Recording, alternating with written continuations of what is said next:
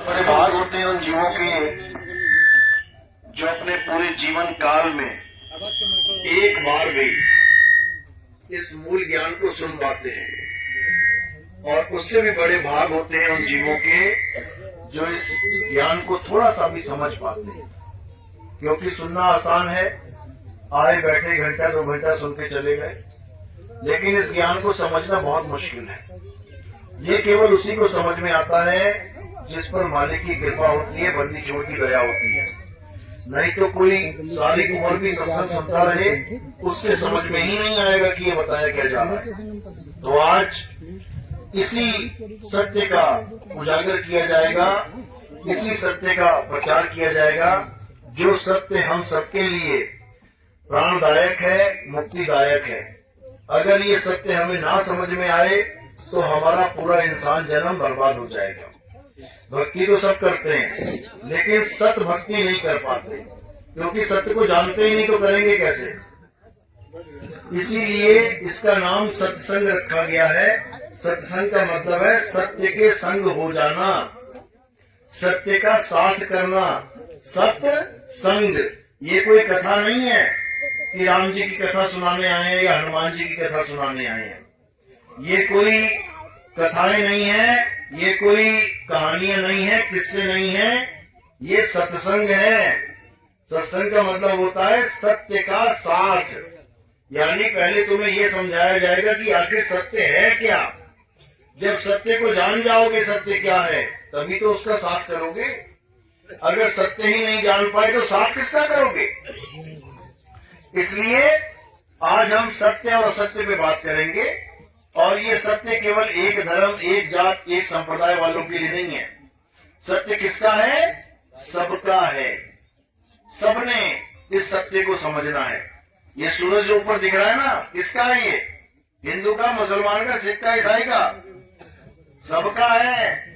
ठंड लगती है तो धूप सेकते हो ना, किसको गर्मी देता है? ये सबको देता है।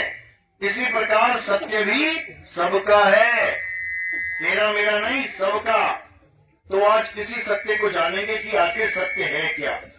और जिसको सत्य समझ में आ जाएगा, समझ जाना कि उस पर परमात्मा की अपार कृपा हो गई है। और जिसे आज का सत्संग समझ में नहीं आएगा, समझ जाना वो मूढ़ बुद्धि इंसान है, उसकी बुद्धि इतनी मोटी है कि उसको इतनी सी बात समझ में नहीं आई। तो इसलिए आज का सत्संग शुरू करने से पहले परमात्मा के नाम पे जयकारा लगाएंगे और फिर सत्संग शुरू करेंगे। बोले परमपिता परमात्मा की, सदगुरु बंदी छोड़ कबीर साहिब की, सदगुरु मदन पति साहिब की, सदगुरु जवाहर पति साहिब की, सदगुरु विराटपति साहिब की, कलीनापुर धाम की, सभी संतों की, सभी भक्तों की, सकल हंस को बंदगी, सारे बंदगी सबका। तो परमात्मा की अपार कृपा होती है, तब जाके ये मूल ज्ञान समझ में आता है, ये आत्म ज्ञान समझ में आता है। गुरु तो सबने धारण किया हुआ है। बहुत से लोग ऐसे हैं जो गुरु धारण करके बैठे हैं, और जो गुरु नहीं भी धारण करके बैठे हैं, वो भी किसी न किसी नाम, किसी न किसी शब्द, किसी न किसी भगवान की पूजा अपने मन से कर रहे हैं। खाली कोई नहीं बैठा है।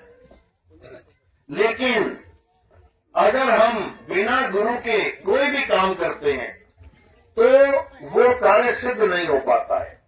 कबीर साहब कहते हैं, गुरु बिन माला फेरते, गुरु बिन देते दान, गुरु बिन दोनों निष्फल हैं, चाहे पूछो वेद पुराण। जिन भगवानों की तुम पूजा कर रहे हो, राम जी, कृष्ण जी, ये खुद गुरु धारण करके बैठे हैं। कौन थे राम जी के गुरु? वशिष्ठ जी। कौन थे कृष्ण जी के गुरु? संदीपन जी। बिना गुरु के ये भी एक कदम नहीं चलते थे। और हम सोचते हैं हमें गुरु की क्या जरूरत है, हम तो सीधे भगवान से जुड़ रहे हैं। अरे भगवान खुद गुरु से जुड़ रहे हैं। इसलिए सबसे पहले इस चीज को दिमाग से निकाल दो कि बिना गुरु के तुम्हारा कल्याण हो जाएगा, कभी नहीं हो सकता, कभी भी नहीं। तुम आज स्कूल भी जा रहे हो पढ़ाई करने, गुरु की वजह से किताबें तो मार्केट में मिल ही जाती हैं, ले लो किताबें पढ़ लो।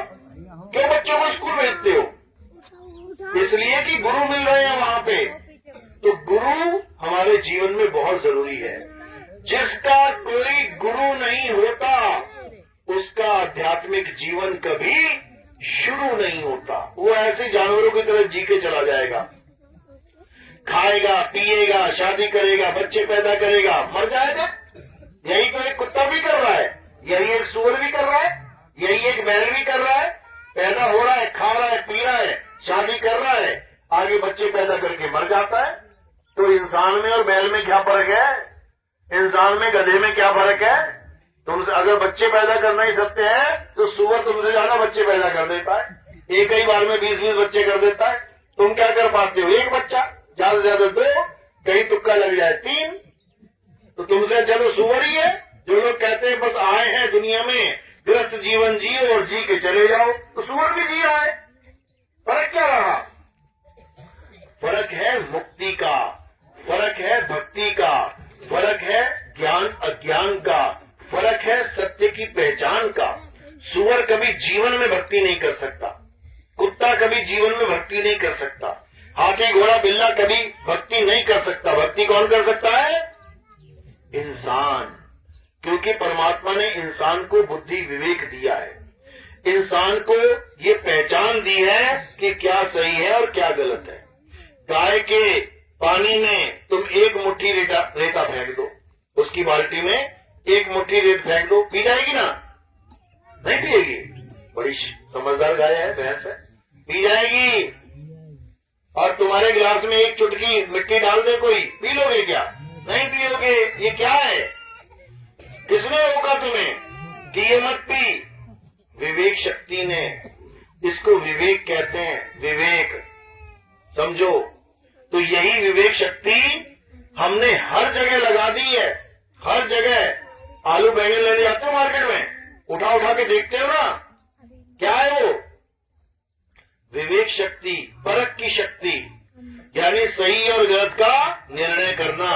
अगर सब्जी ताजी होगी ले लोगे, बासी होगी छोड़ दोगे, अगर साफ सुथरी होगी उठा लोगे, कीड़े लगे होंगे छोड़ दोगे।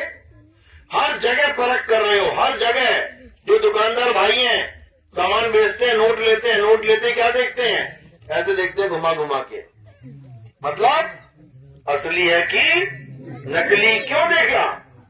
क्यों देखा? नोट तो है ना, इसलिए देखा क्योंकि नकली नोट चलता नहीं है, इसीलिए देखा। इसी प्रकार हर जगह हम दिमाग लगा रहे हैं। कहां पे हमारे दिमाग में ताले लग जाते हैं? जब हम गुरु के पास चले जाते हैं। याद रखो, जैसे हम गुरु के पास गए हमारी बुद्धि लॉक हो जाती है, यानी हम अपनी बुद्धि चलाना बंद कर देते हैं और जो गुरु हमें कहता है हम वही करने लग जाते हैं। ऐसा करना चाहिए क्या? गुरुजी ने जो कह दिया मान लोगे क्या? बिल्कुल नहीं। अगर आज हमारा धर्म बर्बाद हो रहा है इसी कारण कि हम अपनी बुद्धि विवेक शक्ति को खत्म करके केवल इन गुरुआ लोगों के कहने पे चलते चले जा रहे हैं। हिंदू गुरु के पास चले जाओ, वो कहता है राम राम जपो, राधे राधे जपो, हरे कृष्णा जपो। मुसलमान गुरु के पास चले जाओ, वो कहता अल्लाह अल्लाह जपो, रब रब करो। सिख गुरु के पास चले जाओ, वो कह रहा वाहिगुरु करो, सतनाम वाहिगुरु जपो। ईसाई गुरु के पास चले जाओ, वो कह रहा हालेलुया जपो, गॉड गॉड करो। चारों अपने अपने तरीके से तुम्हें ज्ञान दे रहे हैं। तुम्हें भले लग रहा होगा कि हमें तो गुरुजी ने कुछ अलग चीज दे दी, वो अलग लेके बैठा है, हम तो ये कर रहे हैं वो कर रहा है। लेकिन ऐसा बिल्कुल नहीं है। चारों के चारों एक ही चीज लेके बैठे हो और वो क्या है? अक्षर। अक्षर रा मा, क्या है ये? अक्षर। कितने अक्षर हैं? 2 अक्षर हैं। फिर सोच लो 3 अक्षर हैं। बहुत बढ़िया, ताली बजाओ इसके लिए बच्चे के लिए, बहुत बढ़िया। आज तक 2 ही अक्षर मान रहे थे सब इसको, जबकि ये 3 अक्षर है। कैसे? रा और माँ। 2 अक्षर कहोगे तो रम है, राम कैसे बनोगे 2 अक्षर से? और तीसरा क्या लग गया इसमें? आ का डंडा, ये भी एक अक्षर है। ये अक्षर है, इसको क्या कहते हैं? कौन सा अक्षर है ये? स्वरीय व्यंजन। आ क्या है? स्वरीय व्यंजन। आ स्वर है ये व्यंजन? बोले पता ही नहीं किसी को। स्वर है, स्वर। और रा और मां क्या है? व्यंजन। तो तुम्हें गुरुजी ने क्या दे दिया? स्वर और व्यंजन। अब मुसलमान के पास चले गए, वो कहता है अल्लाह अल्लाह जपो, तो उस गुरुजी ने क्या दे दिया? आधा ला, पूरा ला, अल्लाह। क्या लेके आ गए? स्वर व्यंजन लेके आ गए, अक्षर लेके आ गए। अब कोई सिख गुरु मिल गया, उसने क्या दे दिया? वाहे गुरु। अब ये क्या लेके आ गए? वाह आ का डंडा, हा एक की मात्रा, गा हो की मात्रा, रा हो की मात्रा। क्या लेके आ गए? स्वर व्यंजन। अब चले गए ईसाई के पास, वो कहता हालेलुया जपो, वहां से क्या लेके आ गए? स्वर व्यंजन। चारों ने तुम्हें स्वर और व्यंजन ही पकड़ा दिए। ये तुम्हें लग रहा है कि वो वाला गुरु अलग मंत्र दे रहा है, वो वाला कुछ अलग नाम दे रहा है, उसके पास जाके नाम ले लो, उसके पास नाम। अरे सारे स्वर व्यंजन ही पकड़ा रहे हैं, केवल अक्षर अलग अलग है। तो कबीर साहब क्या कहते हैं? स्वर व्यंजन का मेल नहीं है, पावन का ये खेल नहीं है। जो सच्चा नाम है, जो परमात्मा का असली नाम है, वो स्वर और व्यंजन से नहीं बनता, वो जीभ से, होठ से, कंठ से नहीं बोला जाता। ये बोलने लिखने पढ़ने वाले नाम, ये स्वर व्यंजन वाले नाम, ये इंसानों की देन है, ये इंसानों के बनाए हुए नाम हैं, ये इंसानों ने अक्षरों के द्वारा बनाए हैं। ये अक्षर किसने बनाए? आदि मानव ने। आदि मानव कौन थे? आदि मानव वो थे जो नंगे धड़ंगे घूमते थे, जिनके पास कोई रहने को घर नहीं था, जिनके पास कोई खेत खलिहान नहीं थे, यहाँ तक कि जिसके पास आग भी नहीं थी। तुम्हारे पास आग है ना, रोटी बना रहे हैं आग से, उसके पास आग भी नहीं थी। तो क्या किया उसने? आग की खोज करी। कैसे करी? क्या किया उसने? पत्थर से पत्थर टकराया, पत्थर को पत्थर टकराने से क्या निकली? चिंगारी निकली। अब उस चिंगारी से उसने आग तो जला ली, लेकिन उस आग का नाम क्या रखे ये भी नहीं पता था। और देख के हैरान हो गया कि ये क्या आ गया। उसका नाम नहीं पता था उसको कि क्या रखूं। क्यों? क्योंकि अक्षर ही नहीं थे। धीरे धीरे धीरे धीरे बुद्धि विकसित हुई और उसने अक्षरों की खोज करना शुरू कर दिया। कहाँ खोजा उसने अक्षरों को? धरती खोदी, अक्षर मिले, या आसमान में गए अक्षर खोजने, या पेड़ पे अक्षर लटके हुए थे। अक्षर कहाँ से आते हैं? कहाँ से आते हैं? कहाँ से? मुंह से।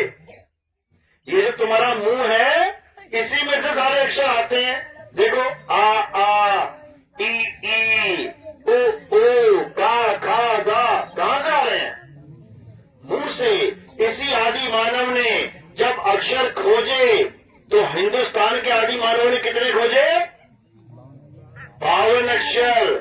जब तुम स्वर व्यंजनों को मिला के जोड़ोगे तो 52 अक्षर आ जाएंगे। और जो अंग्रेज आदि मानव थे इंग्लैंड के, उन्होंने कितने अक्षर खोजे? 26 अक्षर। यानी ABCD खोज के 26 पूरे करके खत्म कर दी। उन्होंने 26 खोजे, हमने 52 खोजे। तो हमारे आदि मानव कितने गुना बुद्धिमान थे उनसे? 2 गुना। 26 दूनी 52। यानी हमारे वाले इतने आगे बढ़ गए कि वो आधे तक पहुंच के खत्म हो गए। अंग्रेज आधे में ही निपट गए और हमारे वाले ऋषि मुनियों ने, आदि मानवों ने 52 खोज डाले। आज भी वही 52 पढ़ने के लिए तुम अपने बच्चों को स्कूल भेजते हो। क्या पढ़ते हैं बच्चे वहां जाके? आ ई ओ। आजकल तो अंग्रेज भी बन रहे हैं साथ में, ABCDE। समझो, यानी वो 52 जो हमारे वालों ने पैदा किए और वो 26 जो अंग्रेजों ने पैदा किए, हमारे बच्चे अक्षरों का ज्ञान धारण कर रहे हैं। इंग्लिश भी बोल रहा है, हिंदी भी बोल रहा है, कहो उर्दू वाला भी मिल जाए कोई, कहो अरबी वाला भी कोई मिल जाए, कहो जापानी आदि मानवों ने जो खोजा था वो भी पढ़ ले बच्चा। यानी हर देश के आदि मानवों ने अलग अलग आवाजें इस मुंह से निकाली और उसको लिपिबद्ध कर दिया। इसीलिए सारी दुनिया में अलग अलग देशों में अलग अलग भाषाएं चलती हैं। किसके कारण? इन अक्षरों के कारण।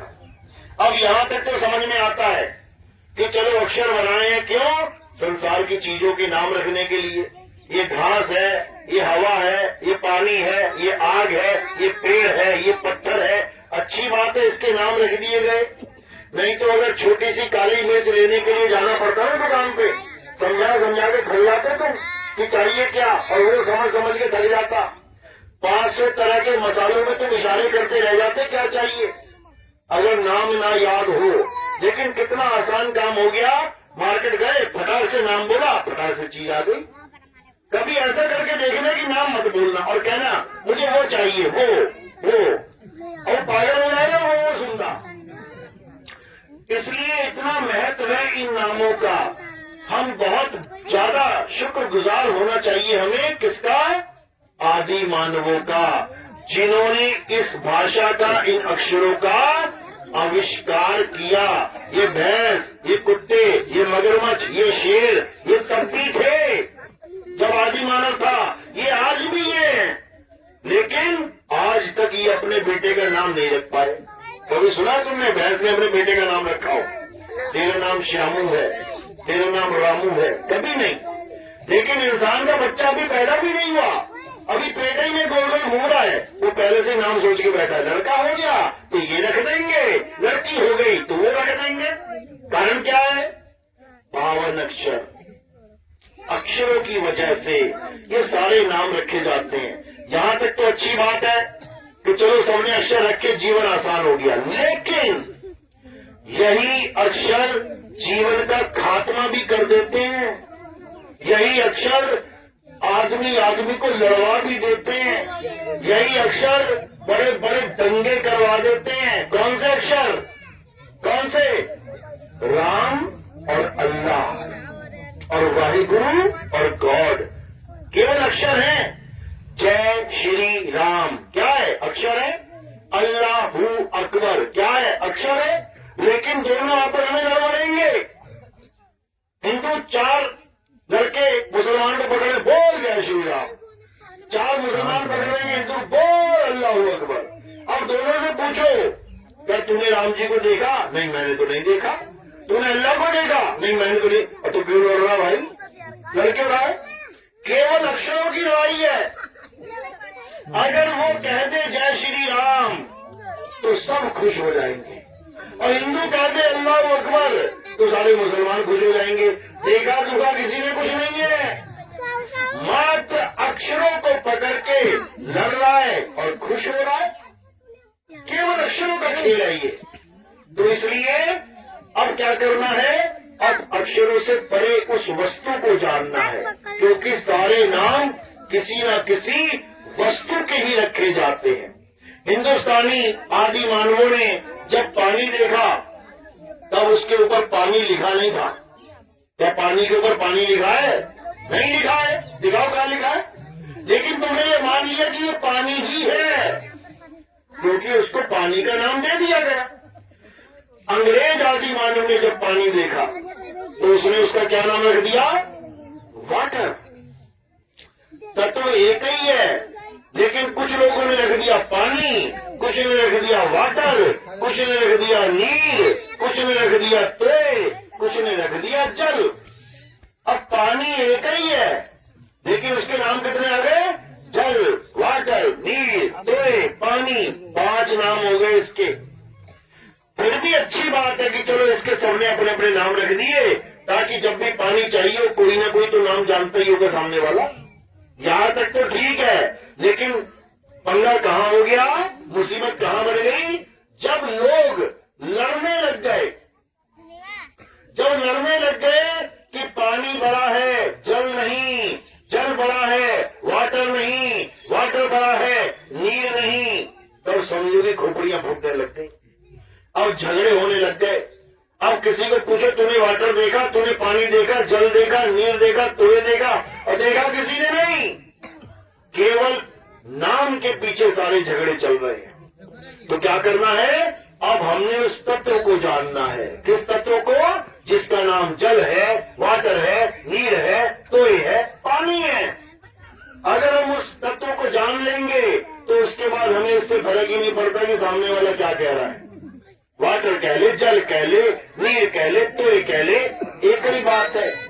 इसी प्रकार जिन लोगों ने परमात्मा के नाम रखे हैं, उन लोगों ने उसकी गुणवत्ता, उसके गुण को देख के रखे हैं। परम आत्मा, अल्लाह, वाह गुरु, राम, ये सब गुण हैं। ये गुण है उस मालिक के। किसी ने उसको कह दिया अल्लाह महान है, महान एक गुण है, राम महान है, महान एक गुण है, तो गुणों के आधार पे उसके नाम रखे गए, लेकिन गुणों को धारण कोई कर नहीं पाया। तो क्या हुआ, नामों के पीछे झगड़े हो गए, नामों के पीछे लड़ाइयां हो गई, दंगे हो गए। अब क्या करना है, अब सारे नामों को किनारे करना है और क्या करना है, एक आत्मा को जानना है, क्योंकि सारे नाम आत्मा के ही नाम है। यहां जितने भी लोग बैठे हैं, ए टू जेड, तुम्हारा सबका कोई ना कोई नाम है। ये पता है किसका नाम है? किसको दिया गया ये नाम? शरीर को। अगर शरीर पैदा हो जाता और उसमें आत्मा ना होती तो क्या तुम्हें नाम देता कोई? तो फिर ये जितने भी नाम है किसके नाम है? आत्मा के नाम है। ये सब बैठे हैं, कौन बैठे हैं? आत्मा ही बैठी है, बस शरीर धारण करके बैठी है। कुछ आदमी बन गए, कुछ औरत बन गए। क्यों? क्योंकि कपड़े ऐसे पहन लिए। ये काया एक कपड़ा है, ये शरीर एक कपड़े की तरह है। ये कपड़े दो प्रकार के होते हैं, लेडीज सूट, जेंट्स सूट। जिसने लेडीज सूट पहन लिया वो अपने आप को लेडी समझ रही है, जिसने जेंट्स सूट पहन लिया वो अपने आप को जेंट्स समझ रहा है। लेकिन बने किससे हैं दोनों? कपड़े से। अब कपड़ा लेडीज है कि जेंट्स है? ये कपड़ा है, इसको लेडीज कहूं कि जेंट्स कहूं? कपड़ा लेडीज जेंट्स नहीं होता, कपड़े का डिजाइन होता है लेडीज और जेंट्स। समझो, वही कपड़ा एक आदमी लेके चला जाए और कहे जी मेरा जेंट्स सूट बना दो, सवारी सूट, जेंट्स बन जाएगा। वही कपड़ा एक लेडीज लेके चली जाए, कहे मुझे सलवार पजामी बना दो जी, कुर्ती पजामी, वो बन जाएगा। यानी कपड़ा एक ही है, लेकिन डिजाइन की वजह से लेडीज और जेंट्स हो जाता है। इसी प्रकार जो हमारा शरीर है, ये किससे बना है? 5 तत्वों से, आदमी का भी, औरत का भी। कौन कौन से तत्व हैं? सबसे ऊपर आसमान, उसके नीचे वायु, उसके नीचे अग्नि, उसके नीचे धरती, धरती के नीचे जल है। यही 5 तत्व इंसान के पास भी पूरे हैं, यानी आदमी के, और औरत के पास भी पूरे हैं, यानी दोनों के पास सेम तत्व हैं। लेकिन फर्क कहां पड़ गया? केवल डिजाइन में। आदमी का डिजाइन अलग है, औरत का डिजाइन अलग है।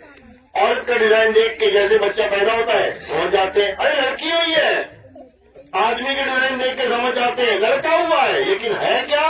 5 तत्व ही आए हैं वो। यानी हम 5 तत्वों को किनारे कर देते हैं और आदमी और औरत को आगे कर देते हैं, लड़का लड़की को आगे कर देते हैं। समझ लो, अब ये कपड़े धारण किसने किए हैं? जब बच्चा पैदा होता है, शरीर बाहर आता है, अगर वो रोए ना, यानी उसमें कोई है ही नहीं रोने वाला, तो लोग ताली थाली नहीं बजाते हैं, मातम मनाते हैं।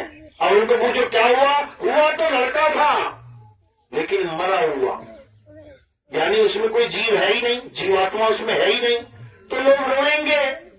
और अगर उसमें जीवात्मा आ गई तो लोग हंसेंगे।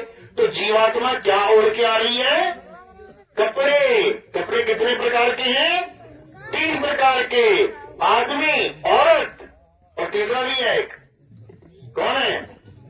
नपुंसक, जिसको किन्नर कह देते हैं। 3 प्रकार के कपड़े ओढ़े जाते हैं यहाँ पे, आदमी, औरत और किन्नर। लेकिन ये जीवात्मा ना तो आदमी है, ना औरत है, और ना ही कोई किन्नर है। ये जीवात्मा क्या है? अविनाशी है। कहते हो ना, ईश्वर अंश जीव अविनाशी। जीव अविनाशी है और शरीर नाशवान है, तो दोनों अलग हो गए ना। आप क्या हो? शरीर हो कि आत्मा?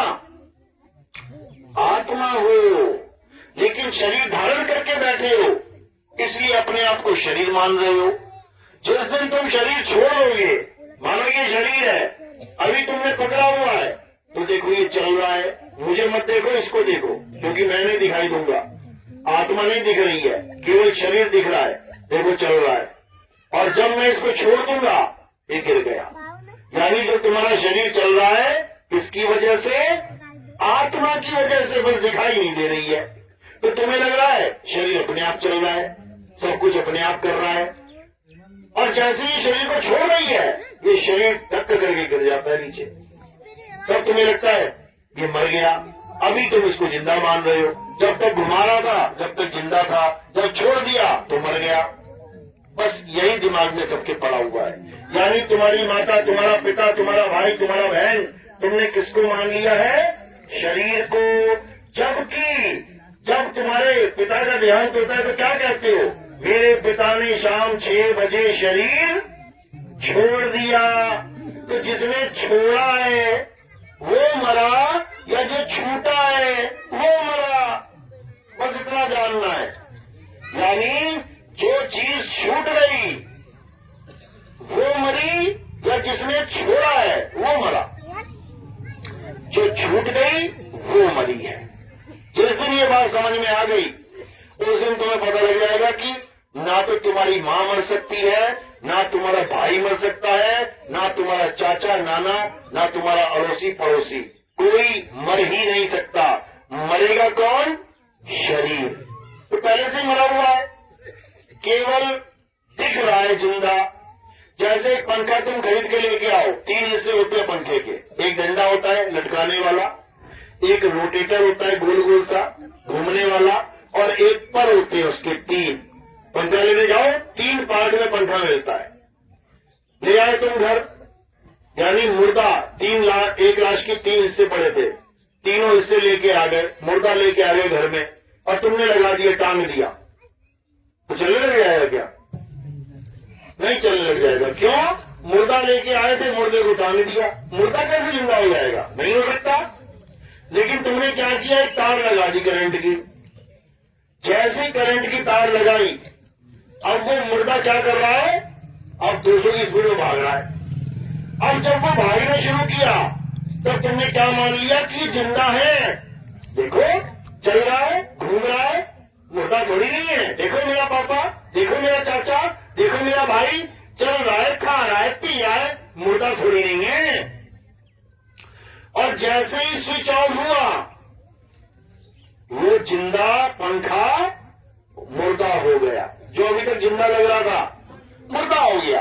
यानी जैसे ही पिता की आत्मा ने पिता के शरीर को छोड़ा, तुमने अपने शरीर को छोड़ा, अब तुम मुर्दा दिखाई दोगे सबको। यानी ये पड़ा हुआ है, लाश है। तुम नहीं मरे, तुम नहीं मरे, तुमने केवल शरीर छोड़ा है, क्योंकि तुम अविनाशी हो।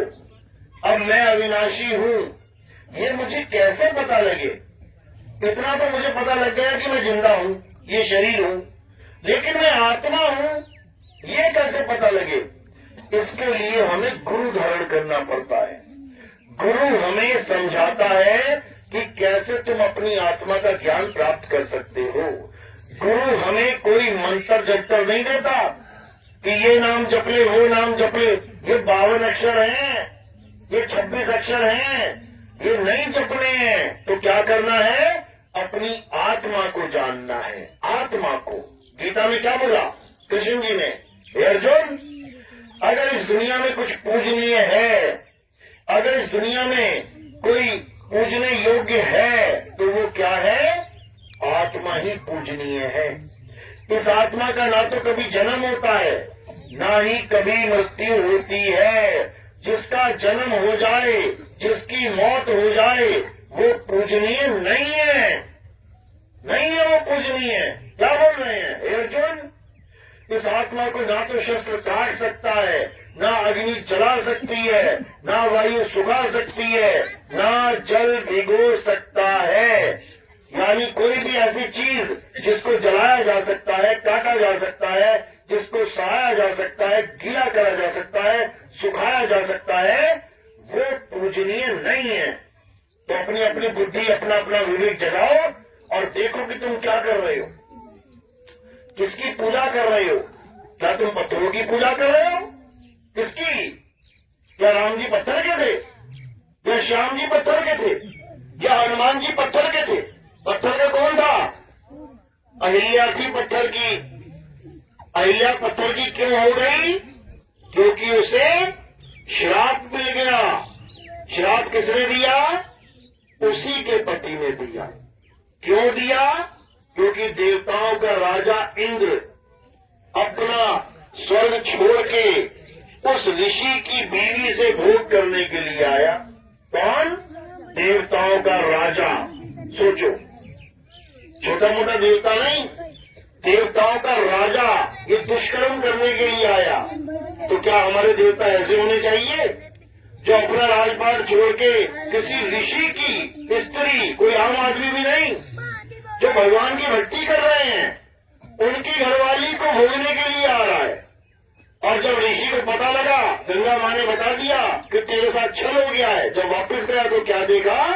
इंद्र भाग रहा था उसकी कुटिया से। भागते हुए इंद्र को पहचान लिया। था तो वो ऋषि के वेश में, लेकिन ऋषि त्रिकालदर्शी था।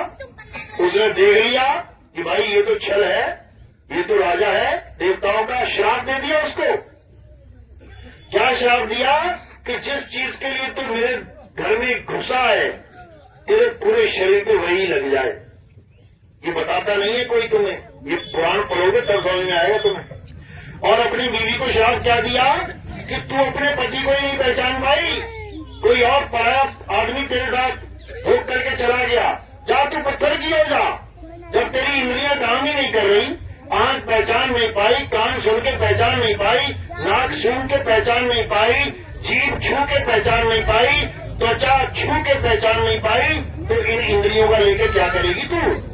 पत्थर की हो जा, निष्क्रिय हो जा, अब इंद्री काम नहीं करेगी। तो कहते महाराज गलती हो गई, क्षमा करो।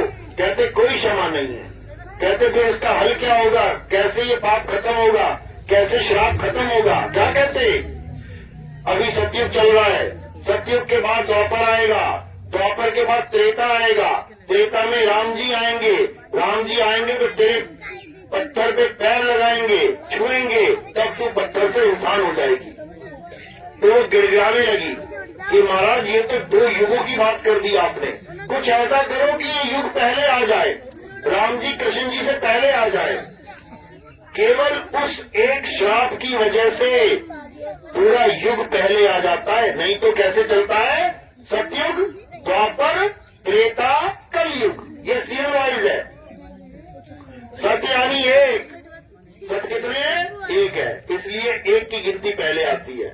उसके बाद द्वापर, द्वा यानी 2, एक के बाद 2 आता है। उसके बाद त्रेता, त्रे यानी 3, उसके बाद चौथा यानी कलयुग। तो सीरियल वाइज क्या चलता है? सतयुग, द्वापर, त्रेता, कलयुग। लेकिन उस एक ऋषि के श्राप की वजह से और उसकी बीवी की अरदास की वजह से युग ही पलट दिया। अब सतयुग के बाद त्रेता आता है, त्रेता के बाद द्वापर आता है। तो त्रेता युग में जब भगवान राम आए थे, उन्होंने पैर लगा के उस पत्थर को इंसान बना दिया। भगवान वो है जो पत्थर को इंसान बना दे। और आज का इंसान वो है जो भगवान को ही पत्थर बना दे। आज देखो गांव गांव में क्या किसकी पूजा चल रही है? पत्थर की। सोचो, पत्थर की पूजा करने वाला क्या कभी सनातनी हो सकता है? सनातन का मतलब तक नहीं पता लोगों को। सनातन का मतलब क्या होता है, उसकी डेफिनेशन क्या है, इतना भी नहीं पता। लेकिन पत्थर की पूजा करने वाले कहते हैं घरों से कौन सनातनी है। अरे सनातन का सा भी नहीं पता तुम्हें। सनातन का मतलब क्या होता है? जो सदा सदा रहे, जिसका कोई अंत ना कर पाए, जो कभी जन्म ना ले और जिसकी कभी मृत्यु ना हो, जो कभी हिले नहीं, अचल हो जाए, अडोल हो जाए, उसे सनातन कहते हैं। और सनातन क्या है? ये आत्मा ही सनातन है। अब करना क्या है? गीता पढ़ो, अध्याय 3 17वां श्लोक देखो, आगे खोल के क्या लिखा है। कहते हैं, हे अर्जुन, जो अपनी आत्मा में रमण करते हैं, जो अपनी आत्मा में तृप्त हैं, जो अपनी आत्मा में संतुष्ट हैं, उनके लिए कोई धार्मिक कर्म कर्तव्य लागू ही नहीं होता।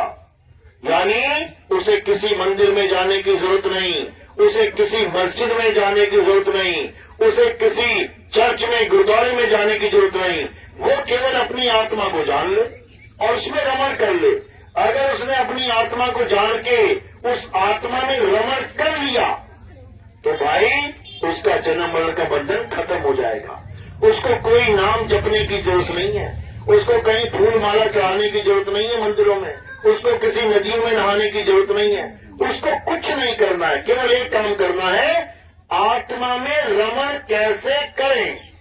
बस जिसने ये ज्ञान अपने गुरु से समझ लिया वो फिर यहां से निकल जाएगा, मुक्त हो जाएगा।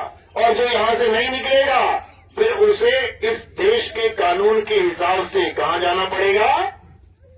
184 में।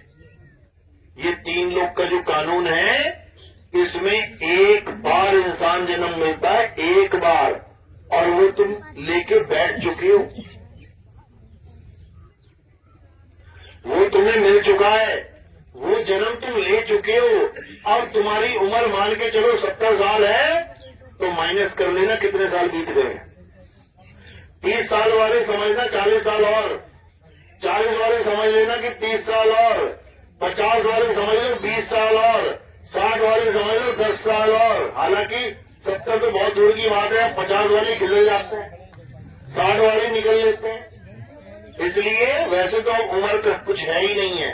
खड़े खड़े जवान लड़कों को हार्ट अटैक आ रहे हैं, बच्चों को हार्ट अटैक आ रहे हैं। अब यहाँ क्या उम्र की हम अंदाजा लगाएं? अब यहाँ कोई उम्र का अंदाजा नहीं है। अब तो ये है, जो दिन बच गए बच गए, नहीं तो कल को मौत खड़ी है। यहाँ पे आज मौत खड़ी है, क्या करोगे? यहाँ बैठे बैठे त्योहारों के बीच में आग लग जाती है, परिवार सारे जल जाते हैं। यहाँ त्योहारों के बीच में भूकंप आ जाता है, यहाँ अच्छी खासी बस जा रही है, कभी किसी धाम कभी किसी धाम, भगवानों के धाम, वो पलट जाती है, मर जाते हैं लोग। क्या करोगे? मौत की कोई उम्र थोड़ी नहीं है, वो कभी भी आ सकती है। लेकिन तुम होशियार हो जाओ, तुम होशियार हो गए तो मौत कभी भी आए तुम्हारा बाल बाका नहीं हो सकता। याद रखो, तुम्हें पता है कि इस नदी को पार करके मैंने आगे जाना है, तो भाई समय रहते तैरना सीख लो। एक बार तैरना सीख गए, उसके बाद कभी भी नदी में कूदना पड़ जाए तुम रेडी हो। बस इतना समझ लो। तो क्या करना है? अब इन नामों को त्याग देना है। ये 52 अक्षर नामों को त्याग देना है। कोई नाम दे रहा है 5 नाम, ज्योतिरंजन, ओंकार, रायंकार, सोहम, सतनाम। कोई नाम दे रहा है ओम कलियम हरियम शरियम शरियम। कोई नाम दे रहा है सतपुरुष अकाल मूल शबर स्वरूपी राम। कोई कह रहा है राम राम जप लो, कोई कह रहा है श्याम श्याम जप लो, कोई कह रहा है अल्लाह अल्लाह जप लो, कोई कह रहा है वाहिगुरु वाहिगुरु जप लो। सब अपने अपने अपने अपने अपने अक्षर पकड़ के बैठे हुए हैं, सबको अपने अक्षर प्यारे हैं। लेकिन कोई ये नहीं कह रहा राम को खोज लो, कोई ये नहीं कह रहा अल्लाह को खोज लो, कोई ये नहीं कह रहा वाहिगुरु को ढूंढ लो, कोई ये नहीं कह रहा गॉड को प्राप्त कर लो। बस नाम जप लो, तब तक सारी उम्र जपते चले जाओ, बर्बाद हो जाओ। अब क्या करना है? अब नाम जाप त्यागना है। और क्या करना है? अब आत्मा में रमण करना है। तो कैसे करेंगे? मदन साहब की वाणी क्या कहती है? कहते सोई गुरु पूरा कहावे। गुरु तो बहुत है संसार में, लेकिन पूरा गुरु क्या होता है? अधूरे बहुत है। अधूरे गुरु क्या है? नाम देने वाले अधूरे गुरु होते हैं, जिनको अता पता नहीं है आत्मा का। वो तुम्हें भगवानों के नाम पकड़ा देंगे और तुम ही से पूछ लेंगे कौन सा भगवान पसंद है? तुम कहोगे राम जी पसंद है। बेटा तू राम राम जप। तुम्हें कौन सा पसंद है? मुझे कृष्ण जी पसंद है। तू हरे कृष्णा कर। तुझे कौन सा पसंद है? मुझे राधा पसंद है। तू राधे राधे कर। बताओ, मजाक बना लिया भगवानों का। जिसको आलू पसंद है आलू वाला कहे तू आलू आलू जप। जिसको गोभी पसंद है कहे तू गोभी गोभी जप। और जिसे भिंडी पसंद है भिंडी भिंडी जप। तो कभी मुंह में आएगी क्या? कभी नहीं आएगी। ये मजाक बना दिया इन लोगों ने भगवानों का। ये मंत्र देने वाले गुरुओं ने मजाक बना लिया। कबीर साहब क्या समझा रहे हैं? घर घर मंत्र देत फिरत हैं माया के अभिमाना, और गुरुआ सहित शिष्य सब बूढ़े अंत काल पछताना, साधो देखो ये जग बौराना। मंत्र देने वाले गुरु को जपी कहते हैं, वो नाम जपवा रहा है तुम्हें। तपस्या करवाने वाले गुरु को तपी कहते हैं, वो तुम्हारी काया का सत्यानाश करवा रहा है। तो ये जपी तपी सन्यासी को त्यागना है और क्या करना है? आत्म ज्ञान को प्राप्त करना है। आत्म ज्ञान यानी मैं काया नहीं, मैं आत्मा हूँ। मैं ये शरीर नहीं, मैं आत्मा हूँ। जो अपने आत्म स्वरूप को जान जाता है उसे आत्म ज्ञानी कहते हैं। और जो मंत्र जंतर जपता मर जाता है उसे जपी तपी कहते हैं। तो क्या करना है? आत्म ज्ञान को प्राप्त करना है। कबीर साहब क्या बोल रहे हैं? अरे गुरुआ तो घर घर फिरे कौड़ी केर 50, अपने रूप की खबर नहीं और शिष्य करण की आस। आज चेले बनाने में सब एक नंबर है। आ जाओ, आओ बाबा जी से नाम ले लो। बाबा कौन सा नाम ले लो? राधे राधे जप लो। अरे बाबा के पास जाने की जरूरत ही नहीं है, वो तुम्हें पहले से पता है। राधे राधे नाम किसको नहीं पता है? हाथ खड़ा करो। सबको पता है कि राधे राधे भगवान का नाम है, कृष्ण कृष्ण भगवान का नाम है, राम राम भगवान का नाम है। तो गुरु धारण करने की क्या जरूरत है? गुरु वो होता है जो तुम्हें ज्ञान दे, वो ज्ञान जो तुम्हारे पास नहीं है, तभी तो गुरु जी कहोगे उसे। अगर कोई इंस्टीट्यूट खुल जाए 10वीं पढ़ाने वाला 12वीं पढ़ाने वाला, और तुम 10वीं 12वीं पढ़े हुए हो, तो कभी जाओगे एडमिशन में?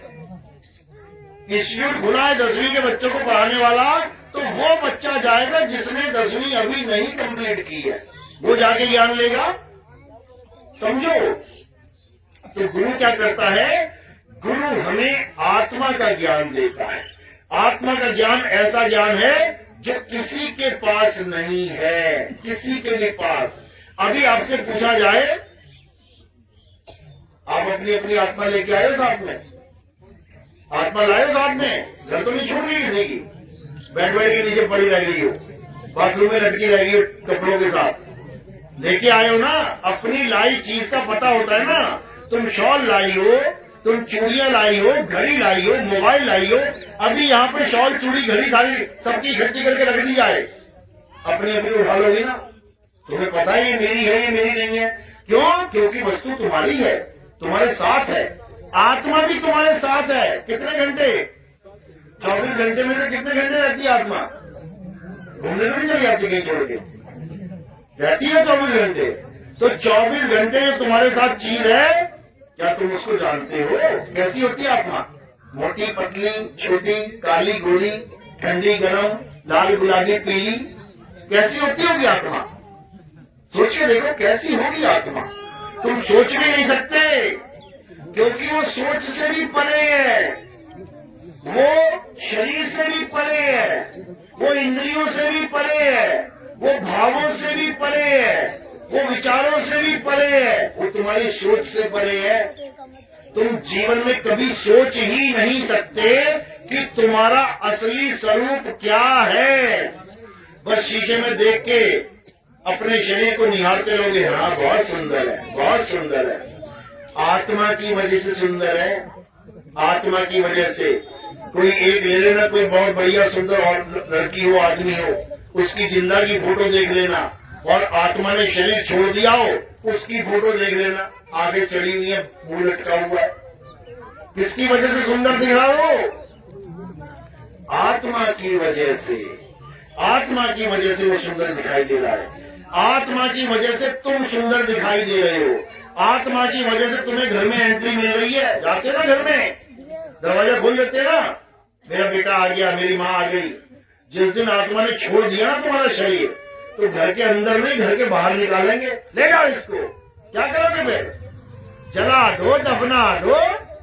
तो जितना प्यार मिल रहा है किसकी वजह से? आत्मा की वजह से। घरवाली को घरवाला प्यार कर रहा है, किसकी वजह से? आत्मा की वजह से। जिस दिन आत्मा ने शरीर को छोड़ दिया, कह देना यार तेरी बीवी है, 7 दिन रख ले अपने साथ, रख लेगा, जाएगा चुड़ैल बन जाएगी, भैया भगा से निकाल देगा वहीं से। अगर तुम्हें खाना पीना मिल रहा है आत्मा की वजह से, आत्मा की वजह से रोटी खा रहे हो, और जैसे ही आत्मा ने शरीर छोड़ दिया, अब कोई में डालकर तुम्हारे मुंह में कुछ, निकालो इसको, जलाओ इसको। तो सारा खेल आत्मा की वजह से ही है। आत्मा की वजह से ही तुम घर से उठ के यहाँ तक आए हो। आत्मा की वजह से यहाँ से उठ के घर जाओगे। अगर उठते उठते आत्मा ने शरीर को छोड़ दिया ना, यहीं टपक जाओगे, उठाना पड़ेगा 4 लोगों को मिलके। तो किसकी वजह से काम चल रहा है? आत्मा की वजह से। हिंदू जय श्री राम बोल रहा है, किसकी वजह से? आत्मा की वजह से। मुसलमान अल्लाह अकबर बोल रहा है, किसकी वजह से? आत्मा की वजह से। सिख वाहिगुरु वाहिगुरु कर रहा है, किसकी वजह से? आत्मा की वजह से। ईसाई हालेलुया कर रहा है, किसकी वजह से? आत्मा की वजह से। हम और तुम पूजा पाठ कर रहे हैं, किसकी वजह से? और इसी आत्मा को नहीं जानते, यही हमारा दुर्भाग्य है। तो अब क्या करना है? अब आत्म ज्ञान में आ जाना है। कबीर साहब कहते हैं, जल में नींद प्यासी, मोहे देखत आवे हासी, आत्म ज्ञान बिना नर भटके, कभी काबा कभी काशी। यानी हमें आत्मा का ज्ञान हो जाए तो हमें परमात्मा मिल जाएगा। तो आत्मा कहाँ रहती है? काशी में। कहाँ है तुम्हारी आत्मा? कहाँ रहती है? मंदिर में या मस्जिद में या गुरुद्वारे में? तुम्हारी आत्मा तुम्हारे पास है, तुम्हारे पास। मुझको कहाँ ढूंढे बंदे, मैं तो तेरे पास में। ना मंदिर में, ना मस्जिद में, ना काबे कैलाश में, ना मैं जप में, ना मैं तप में, ना एकांत निवास में। खोजी होए तुरंत मिल जाऊं। अगर खोजने में आ गया ना, तुरंत मिल जाएगा परमात्मा, तुरंत, जिसको तुम जन्मों जन्मों से ढूंढ रहे हो। खोजी होए तुरंत मिल जाऊं, एक पल की तलाश में। और कहे कबीर, सुनो भाई साधु, मैं तो हूं विश्वास में। यानी जब तुम्हें आत्मज्ञानी गुरु मिल गया, वो तुम्हें पल में भेद समझा देगा कि परमात्मा कहाँ रहता है। और उसके बाद जो साधना करोगे पूरे विश्वास के साथ कि गुरु जी ने बताया है, अटल सत्य है। अब चाहे दुनिया इधर से उधर हो जाए, लेकिन मैं इधर से उधर नहीं होऊंगा। जिसने इतना विश्वास कर लिया, समझ लो परमात्मा उसको 101% मिलेगा। कोई माई का लाल नहीं जो परमात्मा को मिलने से रोक सके, समझ लो। तो क्या करना है? अब जैसे दूध में घी छुपा है, जैसे तिल के दाने में तेल छुपा है, वैसे ही तुम्हारी आत्मा में परमात्मा छुपा हुआ है। इसीलिए आत्मा अमर है। क्यों? क्योंकि उसमें परमात्मा का वास है। आत्मा इसीलिए अमर है क्योंकि उसमें परमात्मा का वास है। तो अब कहाँ ढूंढना है घी को? मंदिर में पड़ा है तो मस्जिद में? दूध में पड़ा है, दूध में ढूंढना है। इसी प्रकार परमात्मा को कहाँ ढूंढना है? खुद में ढूंढना है। खुद में ढूंढेगा, कहते खुद में आएगा तो खुदा को पाएगा। खुदा नाम क्यों रखा है उसका?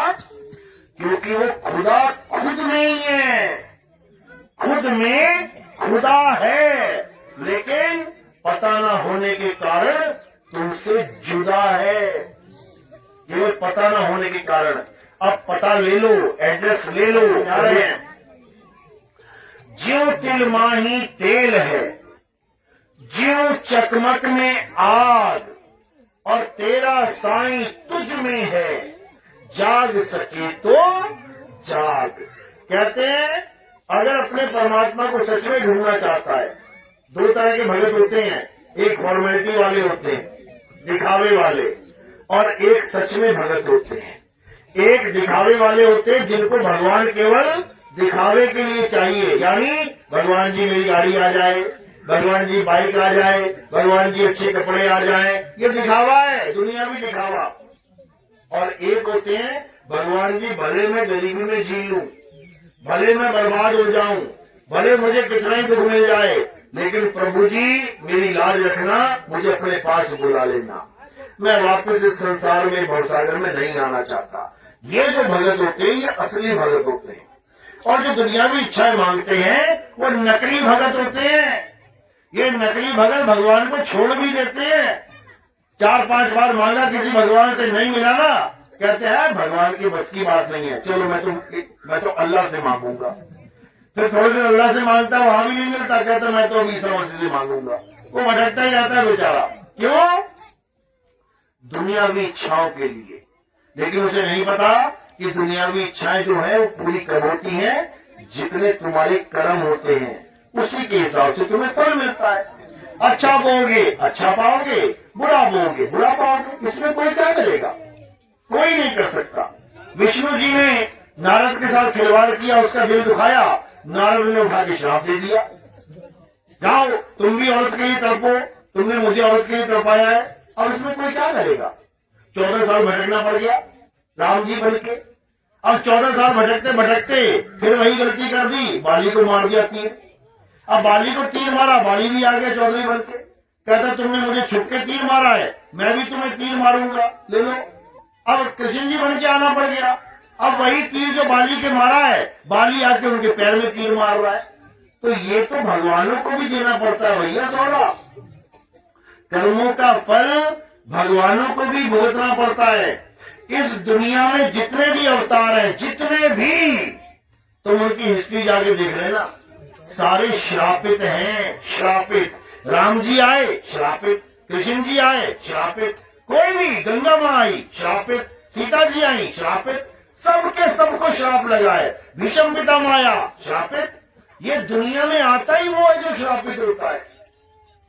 समझो, ये दुनिया श्रापितों के लिए है। मृत्यु लोग कहते हैं इसको कि जाके मर, लेकिन हमारा असली घर ये नहीं है कि हम मृत्यु लोग के हैं। अरे हम अमर हैं। ये अमर बीज मृत्यु लोक में कैसे पैदा हो सकता है? नहीं हो सकता। ये मृत्यु लोक है, मौत यहां टहल रही है, पता नहीं किसको ले जाए। इससे पहले कि मौत ले जाए, अपने आप को जान लो।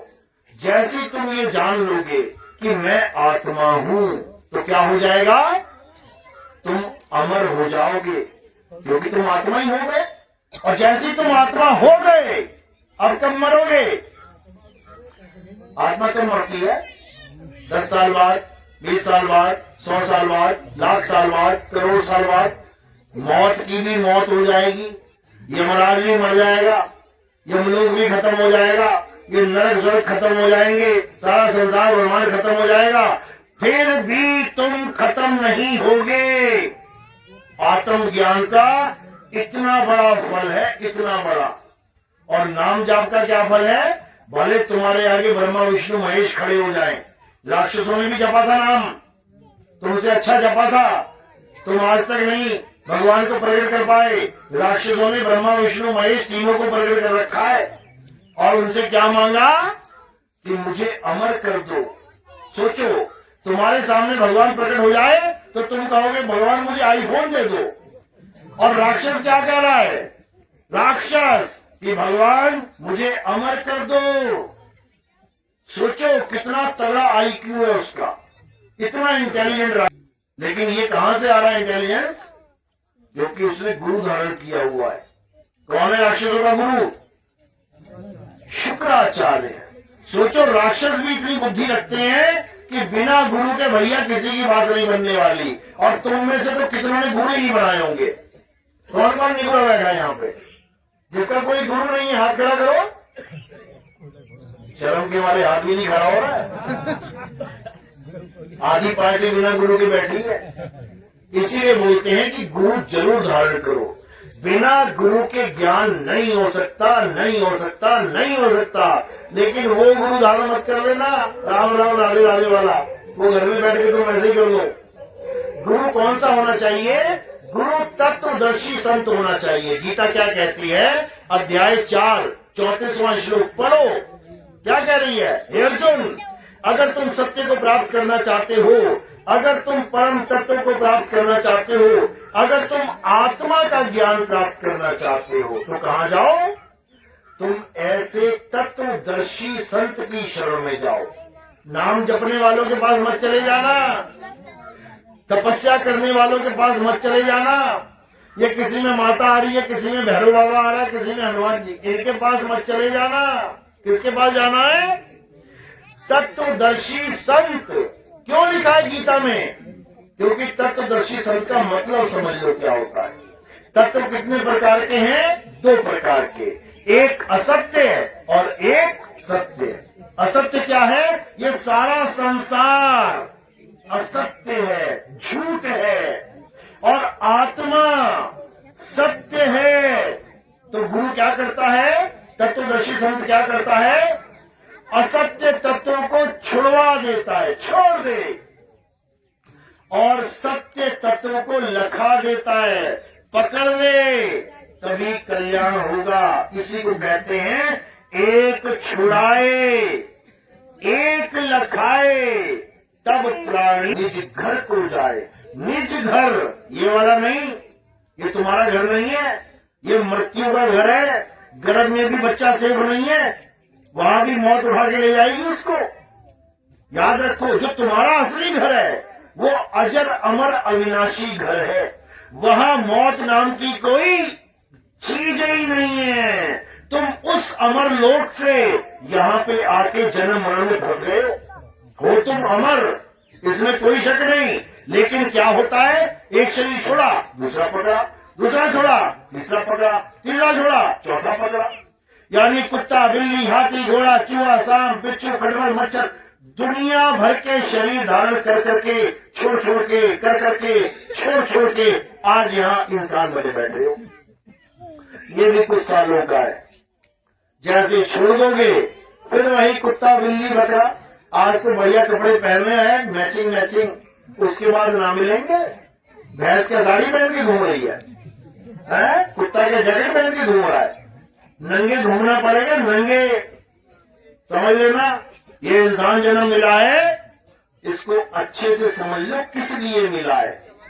ये मुक्ति के लिए मिला है, ये भक्ति के लिए मिला है, ये अपनी आत्मा को जानने के लिए मिला है। नाम जपने के लिए नहीं मिला। वो तो तोता जप रहे, तोते को जपवा लो, राधे राधे राधे पूरा दिन करता रहेगा, मुक्ति हो जाएगी उसकी। 8 करोड़ बार राधे राधे जप लेगा तोता तो आत्मज्ञानी हो जाएगा। क्या कैसा बेवकूफ बना दिया इन लोगों ने जनता को। अब नहीं बनना है, अब क्या करना है? अब 52 अक्षरों को छोड़ना है। 52 अक्षर जीव आधारा, आदि अक्षर जीव्या से न्यारा, वाही को सत सिमरण कहिए, सिमर सिमर नर उतरो पारा। बोलिए परम पिता परमात्मा की। किसको मेरी बात समझ में आ रही है? आप क्या कर देगा? बहुत अच्छी बात है। क्या बात है? पूरे गांव जा गया। अभी रामनवमी आएगी, अभी गणेश चतुर्थी आएगी ना, सब भूल जाओगे आत्मा फात्मा क्या होती है। सबके पत्थर याद आ जाएगा। आत्मा के अलावा और कुछ सत्य नहीं है। अगर कोई आत्मा के अलावा किसी को भी सत्य कहता है, उसे अभी ज्ञान नहीं है। उसे गीता पढ़ने की जरूरत है। गीता पढ़ो, अध्याय 2, तुम्हें आत्मा के बारे में पूरी जानकारी मिलेगी। चलो,